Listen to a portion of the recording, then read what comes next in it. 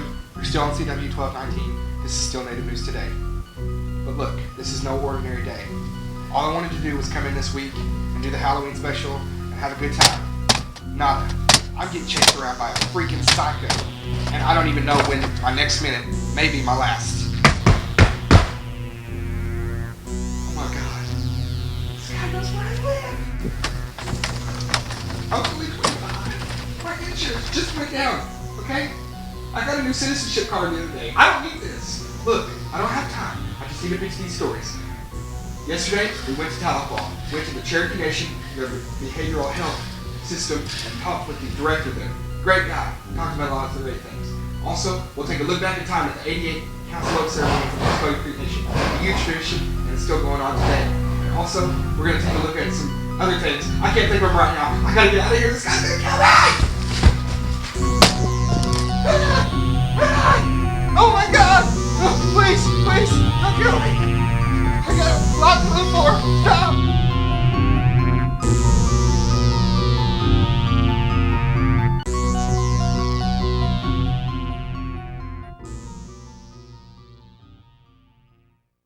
Well, it's a SAMHSA grant that it totals over the 3 years $10.2 million.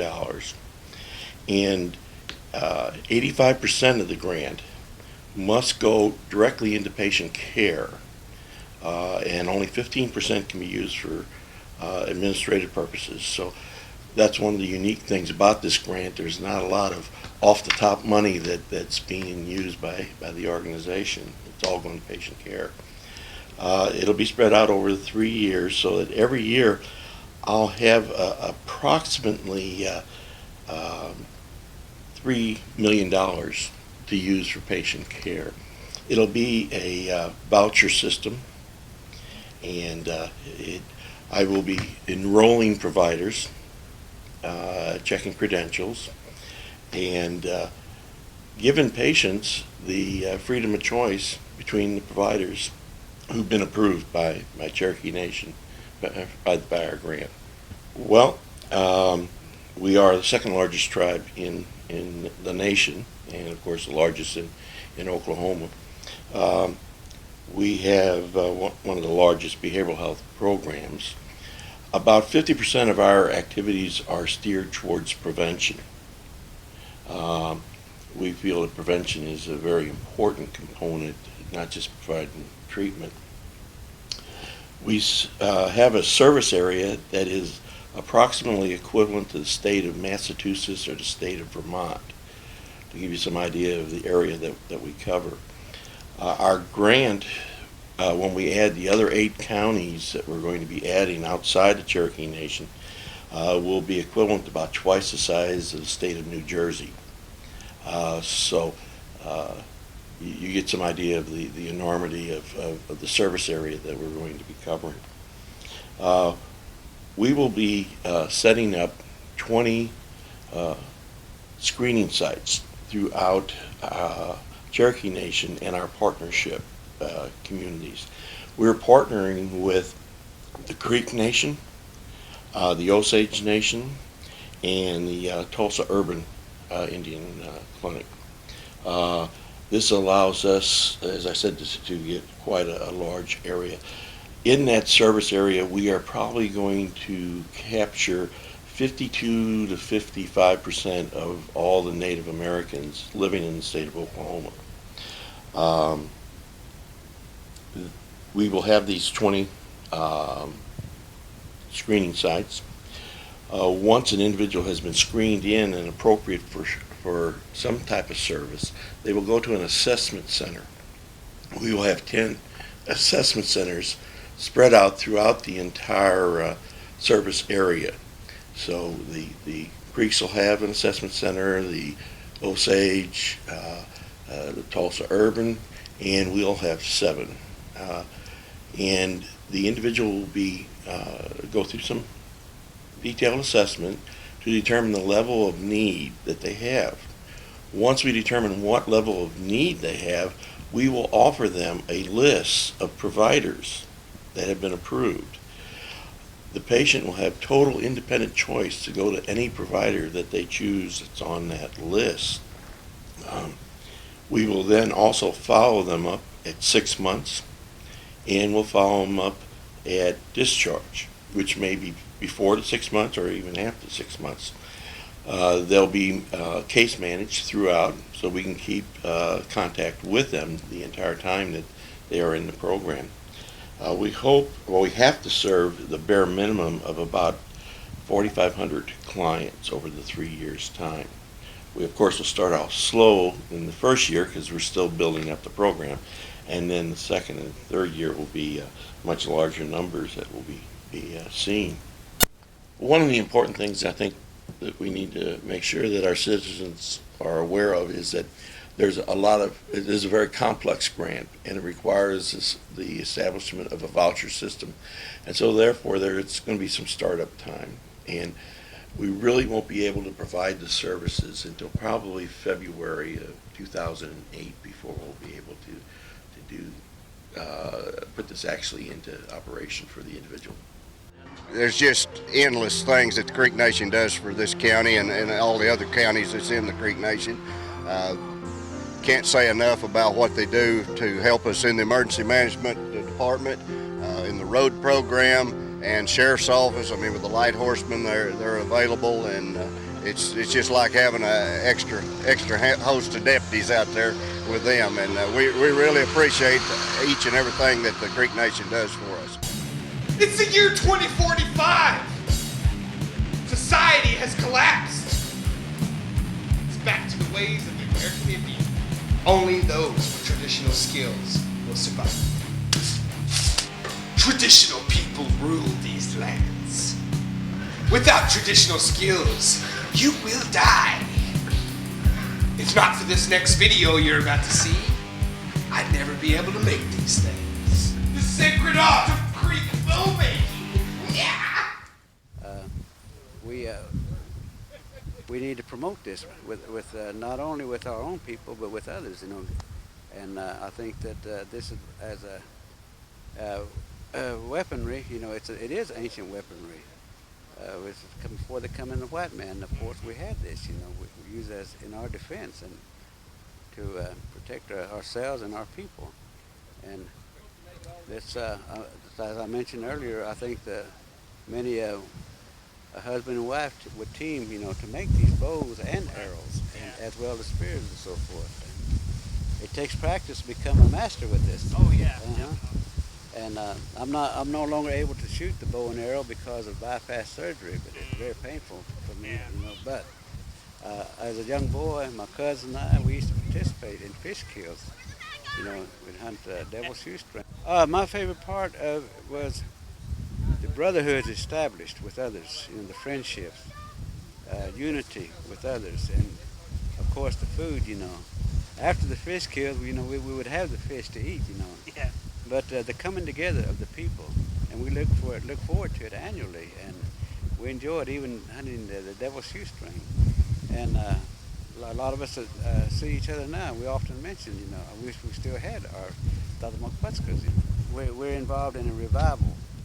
We want to restore this within our tribe. You know, these shoots that we want to have, like we just had now. You know, introductory.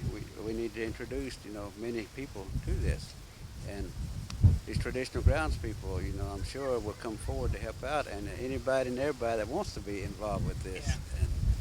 Yeah. And Mike Berryhill, I consider as a master craftsman. Hello, my name is Iveline Tatras, manager of the Muskogee Creek Nation Elderly Housing. Here at the Muskogee Creek Nation, we recognize our elders as being a major influence on our culture. That's why we take care of them with fully equipped homes and daily nutrition and a sense of security. At Muskogee Creek Nation, taking care of our past means we also take care of our future.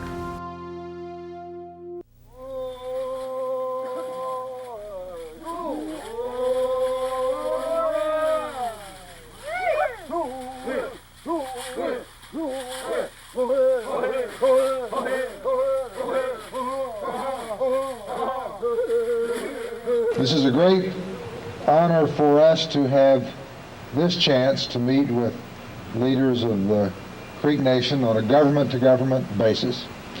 And in this community, we take great pride in the heritage that we share. On the day that I took the oath of office as mayor, we had an official part of our ceremony that occurred here under this tree on these grounds. Because in Tulsa, we recognize the strength that our community history brings to us. We recognize that the heritage we have of government leadership goes back before the days when white people were here, when Native Americans provided the leadership. And we recognize that the strength in this community is strength that comes from diversity, strength that comes from the participation of all our people. And the recognition of what history hands down to us, that recognition of that history helps us see direction for the future. And we give tribute to the customs and the ways and the instructions that the Native Americans who were here before us have passed to us. And the opportunity to be here today is an opportunity to express our appreciation for how we have been enriched by that heritage. I've been closely associated with the Creek Nation since 1980. And this is the first that I can remember of elected officials meeting with ceremonial ground leaders. And for all of us to meet with the Tulsa City officials, this is truly great. The Creek Nation has land holdings and numerous Creek citizens living within the boundaries of the city limits of Tulsa. My goal as a speaker for the National Council and for our people is for this meeting to develop into an actual working relationship with the city of Tulsa. It's a pleasure for me to now read a proclamation. Whereas the Creek Indian Nation, one of the 5 civilized tribes, made their way into Tulsa as part of the historic and tragic Trail of Tears, and has since played a major role in the development of the city of Tulsa and the state of Oklahoma. And whereas in 1836, under the council oak tree, the Creek Nation spread the ashes brought from the home fires of their homes in Alabama, which established the area as the place for tribal meetings.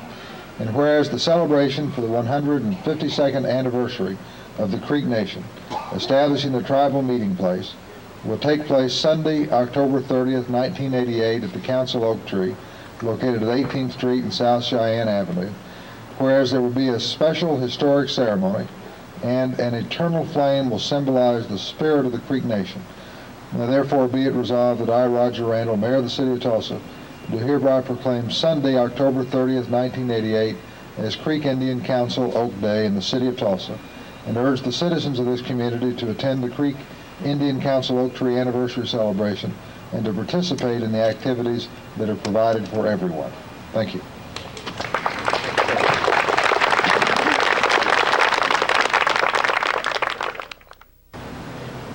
This is a proclamation that says, State of Oklahoma Executive Department Declaration. Whereas the Muskogee Creek Indians on their arrival in Indian Territory spread their sacred ashes from their homeland in many locations to reestablish their towns. And whereas the city of Tulsa, Oklahoma was founded and received its name from the Lutchboga Tulsa town of Creek Indians who consecrated a religious site now known as the Council Oak. And whereas many of the founding fathers of Tulsa were of Creek Indian descent, or in many cases depended on the counsel and advice of the Creek Indians.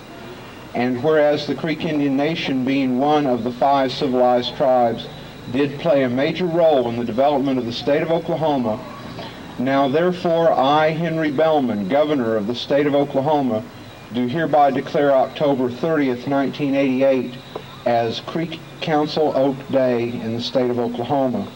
And this is signed and sealed by the Governor of the state.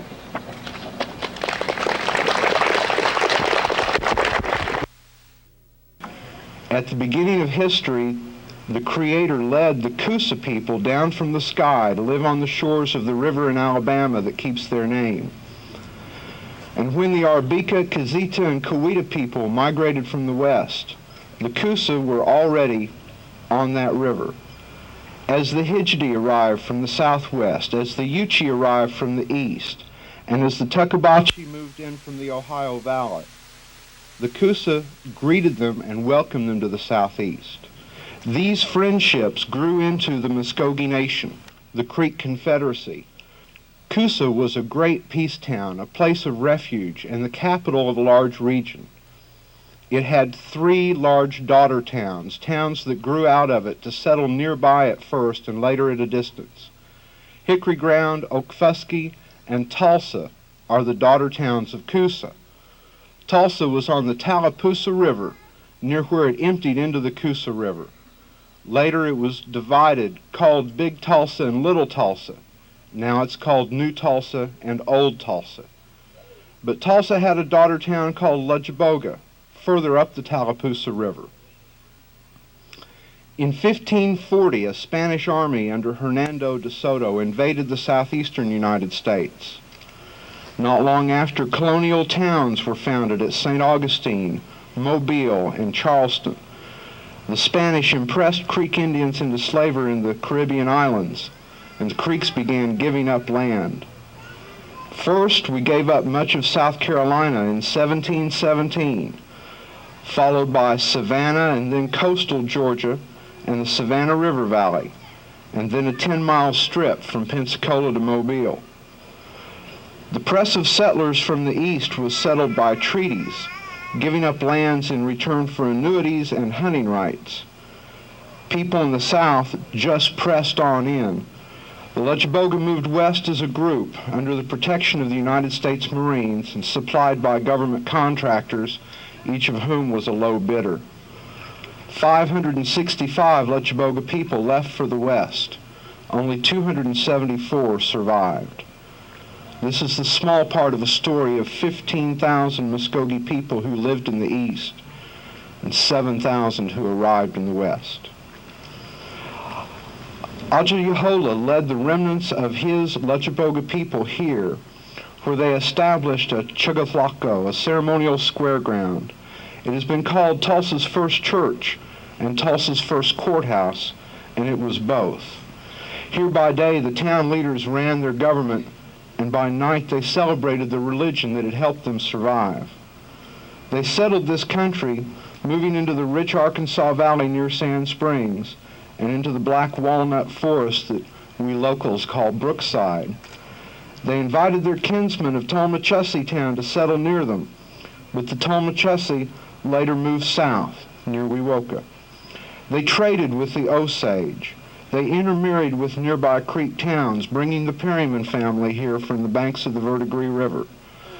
It isn't the tree that we celebrate, but the tree reminds us of this place and its people and their times. To the men like Ajayahola, Chiaya Yahola, and Tulsa Fixico, who led this town in its early years here.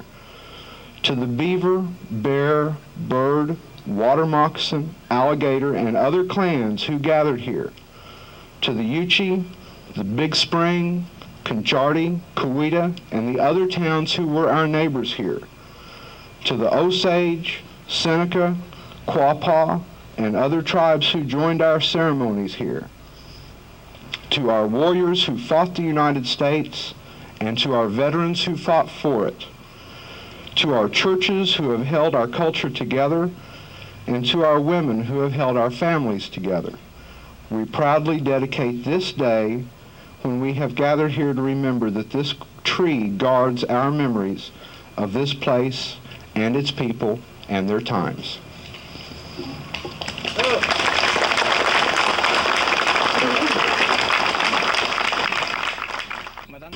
It's an honor for me to stand before you today.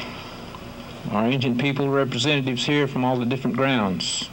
City Commission, Mayor, National Council. I'm not the most worthy one to talk about the sacred fire. What you're about to witness here today is only symbolic of the element of our people's religion. The holy fire, the sacred fire. A source of power, mystic and its content, powerful in its force and its effect of governing our people, yet we were accused of worshiping the fire, but yet we understand that it is an extension of God, and God's life is in everything. The fire is holy to our people, the people that came all those miles, carried the fire, removed the fire to these places, this place, and many of the other places that the ceremonial grounds now inhabit. It is an honor. And as I said before, I am not the most worthy one to speak of the sacred fire. But as you witness the lighting of this fire, remember it is only symbolic, because there are many things attached to the preparation of making a fire at the ceremonial ground. You will only see an exterior performance of things we may not even understand. But always remember this, that our Christian Bible declares this in Hebrews, the 12th chapter and 29th verse. It says, "For our God is a consuming fire." And whenever you read it, you look at its content, those words, interpret it for what it's worth. God is alive, and He is alive in all things, even the fire. And therefore, our ancient people have carried these traditions to this land. And this land has lived because of the fire. Helishaya, Avarbika, Nuyaka, and Muddy Waters to light this fire, which is symbolic. These young men that you see could have been the warriors of the ancient past. They belong to these various grounds.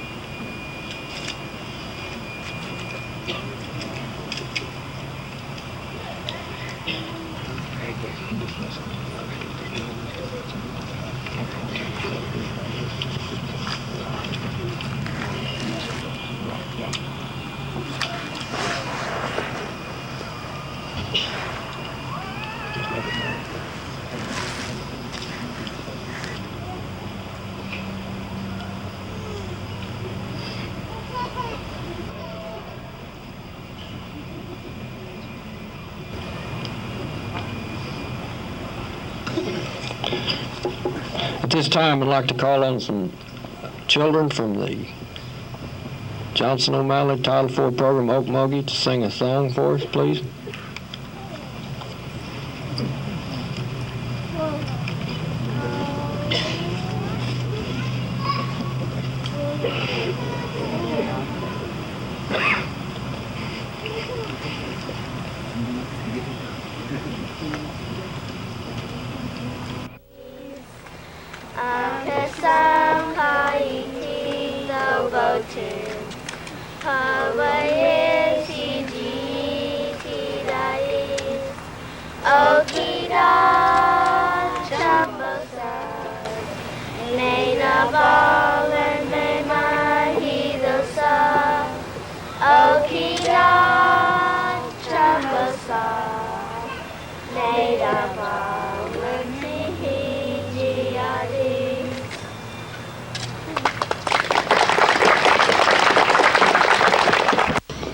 Mayor Vice Randy, would you come up here, please?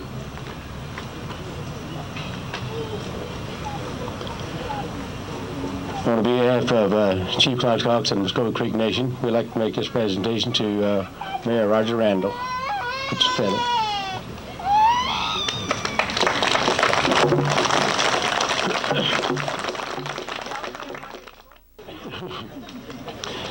Well, Chief Cox couldn't be here today, and I know he missed a few things that he'd want to express, and one of the things that he'd like to express is that being here at this Oak Crown Tree is that it saddens his heart to know what our fellow forefathers had to go through to get here.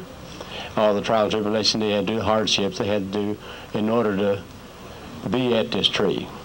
But now that they came here, and that you might say that the stronger survive. So as we now, after 152 years, we have our Creek Nation established, and with a formal government that's been established long before it got over here in Oklahoma. And so that, we've come a long ways. And our forefathers saw to it that the pattern was set. And as of right now, we've came a long ways, and we've still got a long ways to go. And that, we thank you.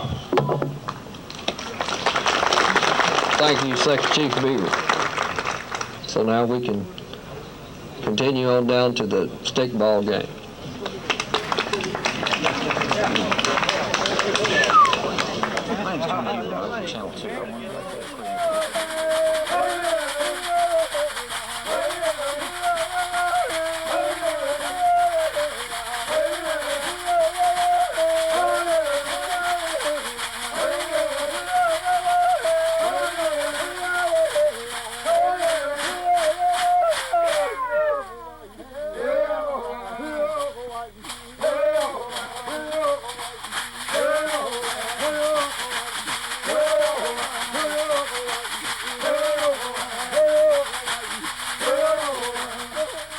So I gotta make this brief.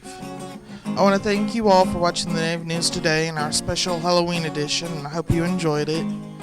We'll be back next week at the normal time, and maybe I'll be back in the normal time by then, but no promises there. And I wanted to wish everybody out there a happy and safe Halloween. And Halloween is also known as Samhain, and originally began as a way of celebrating the harvest and the death of summer, beginning of winter. It was a time when the other worlds are close to ours, and a time for remembering our ancestors. So this week, whether you celebrate Samhain or Halloween or any other holiday, take a moment to notice the colors around you and enjoy everything.